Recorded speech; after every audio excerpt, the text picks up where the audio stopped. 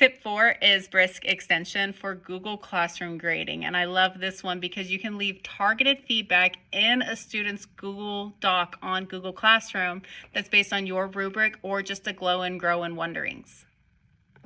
First, you have to install Brisk as an extension and activate it. You might need to close and reopen the browser once you've installed the Brisk extension.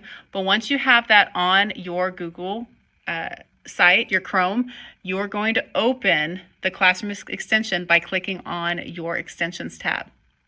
Once your extension is open, you can open Google Classroom and open any assignment and then add in your rubric and feedback to this bot and ask for that student to have feedback based on your rubric.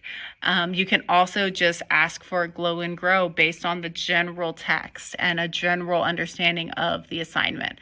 And it's a really quick and easy way to give feedback, but you have to check it yourself.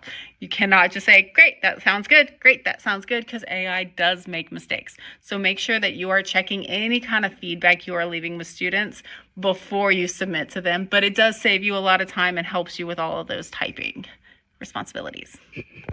Thanks for watching, and check out my other 4 tips on integrating AI into the classroom, one byte at a time.